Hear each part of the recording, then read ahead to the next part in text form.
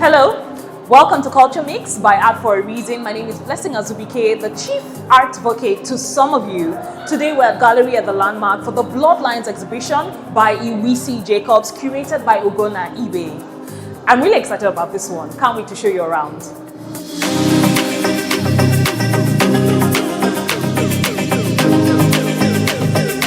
Hi, my name is Ighiwiyisi Jacobs, and I'm glad to be here.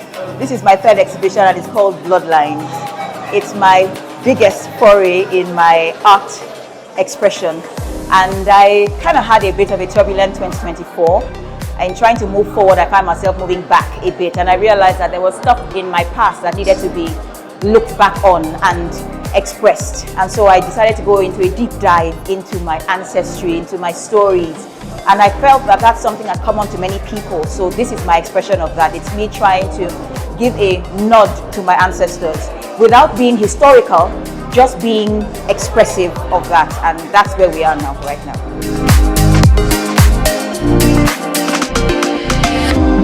My faith is a dominant part of my life. And one of the things that comes out in my work is that I tend to look a little transcendent when I'm trying to work. And in order to even give homage to a bloodline, you have to look to the person that created that bloodline. So very much there is a link between me and those who have gone before me. And I think that everything that we know and everything that we are today is built on what has gone before.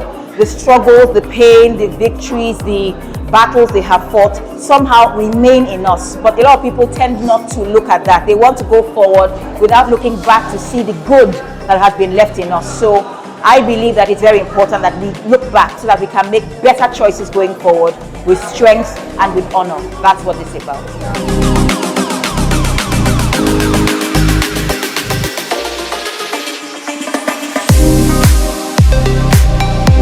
So two of the works that are very dear to me in this exhibition are called Yisara and Sagi. Those two names came to me from a dream. I was dreaming, I woke up and I just heard the names Yisara and Sagi. It was about 2 years ago. I wrote the names down, knowing that they belong to people, but not knowing what the names interpreted to. As I began to paint, I realized that they were twins. Yisara is a girl and Sagi is a boy. They're fraternal twins. But they were born in a time and place where being a twin meant death. It was a time where just being a twin was a problem. And to save them, their mother had to hide one of them as not being her child and hope to God that someone would find Yisara and save her. And someone did. They both grew up not knowing who they were, knowing that they were twins.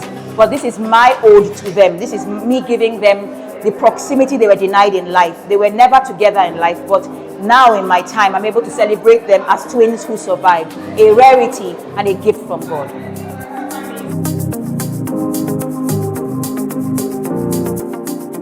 𝗕𝗵cie and 𝗕𝗵cie. They were the first two paintings and they went very quickly. Literally somebody walked in while I was painting and bought them while I was still painting them. 𝗕𝗵cie and 𝗕𝗵cie are another two sets of names that came to me about 2 years ago.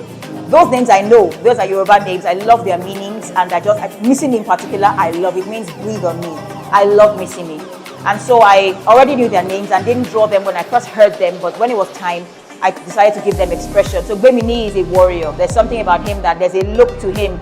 He's a focused, driven warrior. 𝗕𝗵cie is more the spiritual one. 𝗕𝗵cie is the eyes. She's the soul of the both of them. They are siblings. They are not twins, but they are siblings. I use them as an ode to my grandmother. When I was young, we had a sibling squabble and all of us were kind of fighting. And my grandmother called us together and said, you guys can't fight because you came through one path. In my language, it's called 𝗕𝗹cie. It means one path. And I never forgot that. She said, you all came to this earth through one road, you can't fight. And so 𝗕𝗵cie and 𝗕𝗵cie is my ode to siblingship and family and just what transcends all of us. I designed this exhibition very much in triplicates or in pairs. There are very few pieces that are standalone pieces in the exhibition. And I don't know whether that was by design or accident, but that's what happened. And that's a brilliant question because I've always wondered, when you work on things as an artist, I worked on an exhibition for about 9 months. It's become very personal to me, so letting them go is very hard. Watching groups or pairs being split is very hard as well, but because I am hoping to be a medium for God, I trust that they will go where they are meant to go. They're not meant to always be in the same place. They're meant to go as messages of God's goodness, and I trust that when they get to their homes, they will emanate the goodness of God, and that's what I hope for.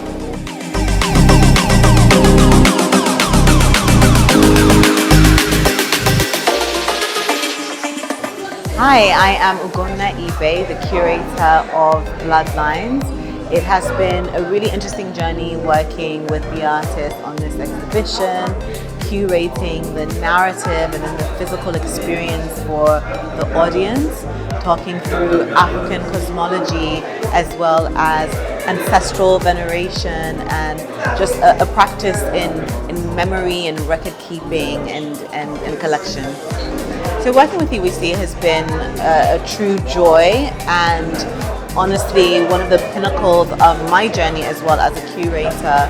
It is always exciting to meet an artist who is deeply connected to her work, deeply connected to history, and whose work is truly coming from within. So our first few meetings were conversations, talking through her ideas, talking through her family history, talking through the different stories that she wanted to capture, and also talking through the ways in which that she wanted to present the work, which if you're familiar with her previous work, this is a significant departure from her style, from the application of the paintbrush, the smoothing of the portraits, but also the deep indigos and the cooler colors that you're experiencing in this exhibition. So I knew that the audiences would engage with the work because it's a common theme. We're talking about bloodlines, but we're going beyond just the family. Of course, initially when you come in, you think about your immediate family first, but then you think about your community, your extended family, and even all the way back to what I would consider the slave trade and the family that you never knew, the family that was separated from you many years ago. I think that her usage of indigo to represent the blood, that is really what makes it more accessible because it ties in multiple cultures, different people who can connect to indigo as part of their lived experience. And using the choral to describe language, I think it's just such a success in the way in which she has tied the narrative. It makes it easy for the audience to understand what they're looking at, able to connect it back to their own physical, to their own lived experience, but also to consider themselves, to consider their memories, to consider how they would like to be remembered, to consider the people that they may have forgotten. And so I just knew that the colors would bring people in, the stories would ground people in what she was trying to say, and I knew that it would honestly be a resounding, a resonating success. Whenever I'm asked my favorite artwork, I always think it's like asking your favorite child, but I wonder if people have favorite children. I love all the pieces. They are so distinct yet so well interconnected. I mean, this is such a cohesive show, narratively, but even visually, nothing is out of place. There are a few that stand out to me. Laba Laba, of course, is so personal to Ighiwiyisi, speaking about her mother and undergoing a stroke and paralysis and struggling to say the word butterfly and coming up with Laba Laba. And I think that the way in which she has depicted that in an artwork is so striking. It's so powerful. It's so present, and it really connects to the thoughts and the energy behind the narrative of that work. That insistence on being there, on speaking, on being heard. You see it really come through the work. I also love Ighiwiyisi, the portrait of a man with a confident scowl on his face. It's so intense. It's so passionate. It's so prideful, and I think it really does anchor the exhibition. Strength and Honor is another favorite of mine because it is similar to her past work, which I think that because of the spiritual nature of this body of work, it felt as though there was a part of her inserting herself into the work, into the narrative, into this family of work, and I think that it was important to see that particular signature in this space, even as she continues her artistic journey in a different direction.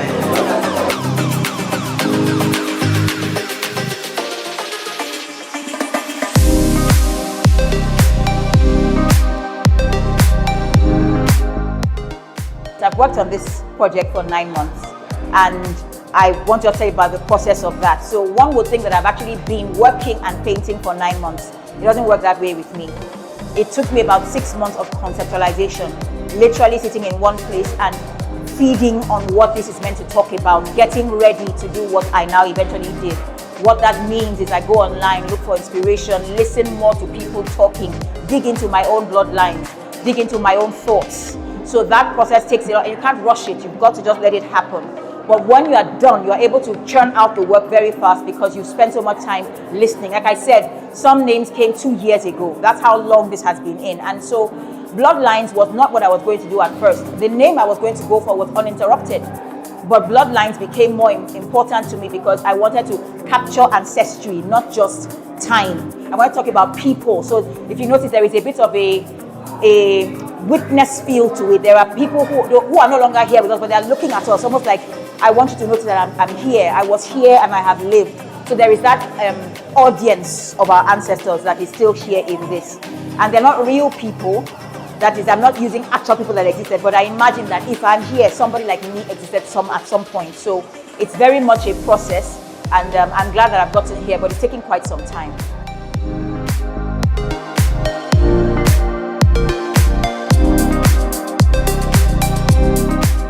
Hi, my name is Yisara and I'm so excited to be here. When I first heard the name of the exhibition, Bloodlines, it rang such a huge bell to me as to what has been going on a lot in my mind, even of recent. So when I walked in, I was literally captivated. The color lines, these deep blues and the deep reds and the deep oranges gave me, there's something about it that kind of entered into my bloodline literally. And I'm really drawn to these dark hues. They're very amazing. Ighiwiyisi's hand, literally her hand is blessed. Like the way you can see, like there's a story behind every picture. Even before she tells me what it's about, I can literally feel here, and my spirit and soul is alive to all the stories behind each piece that I've seen here. I was saying to my sister just now that when we were coming, I didn't think I was going to enjoy or have fun. I just thought, oh, let me go and look at the exhibition. But as I walked in, I'm actually having a time and life, and I'm so drawn to a lot of the pieces, but then, now and always, I just got an understanding of what it's about, and those pieces really are, there's like a story. You go and look for it, go and find it. There's a story behind it about life and death and today, tomorrow, and always, and just hearing what was the vision behind the pieces is super amazing, and it's warmed my heart. I love being here. Well done, Missy.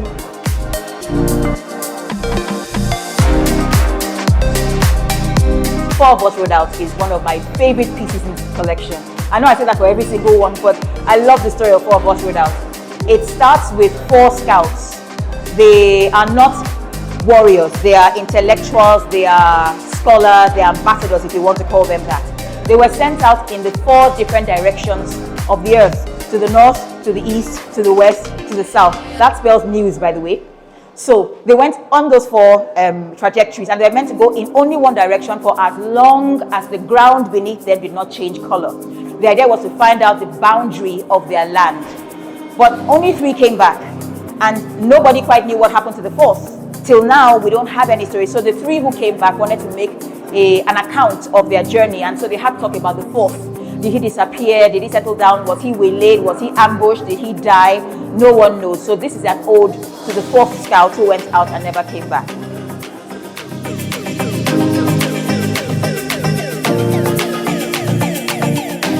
So Strength and Honor, another early piece of it. Strength and Honor was a third of my pieces. So I am gravitated, or I'm attracted more to scalpel. I like to use the scalpel to paint. I call it scalpel, but it's a palette knife. I prefer using that. I'm more fluid with that than with a brush. So if you notice, Strength and Honor is a rougher look than the rest of my collection. But Strength and Honor was not meant to be someone that you could recognize. He symbolizes men and fathers, really for fathers. I feel that fathers take a knock a lot of the time. We don't appreciate them as much as they need to be appreciated, but he represents a father who has gone out to war many times and has fought and killed to protect his family. The cost of that is what this picture, this painting is meant to represent. The cost of victory is very high. Strength and Honor is meant to represent every single person that he has fought with and how much has cost him to continue to be alive. But most importantly is that he will not sacrifice his strength or honor just for victory's sake. Some people just want to win. They forget integrity, they forget where they are from, they forget their ancestors, but not this man.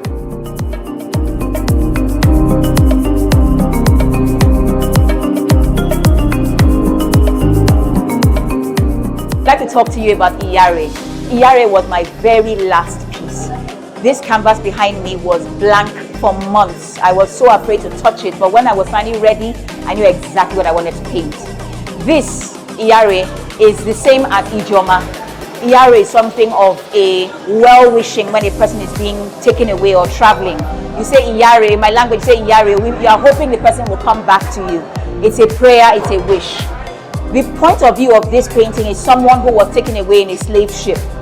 Typically in those days, they were taken deep down under the slave ship, so they wouldn't be able to see anything happening around them. 𝗕𝗹cie is my way of giving them what they missed, what they were not able to see around them when they were being taken away from their home. So as a slave in a ship galley, you would never have been able to see this scene. So I am giving them that gift. This was the night around them when they were being taken across many seas to a distant land. The other view is a shipwrecked slave ship. They've been shipwrecked. They are facing their last hours on the earth, and this is what they are seeing. They will never see home again. They will never see their children or their families anymore. And this is and they remember that the prayer was they will see each other again. And they will see each other in heaven or somewhere. They will meet again. But this is a very, I found that I couldn't tell the story without putting a bit of this. We have a history of being taken away from our land to a strange land. It's what it is. This was me doing that without putting us in chains. I chose to look at the sea and not at the chains. So I hope people see what this is, this powerful piece. It's very powerful. It's very reminiscent of our journey to distant lands. Now we're in America, we're in Haiti. We moved from one place. We're all in Africa at one point. And I hope that Africans see each other and remember where they came from.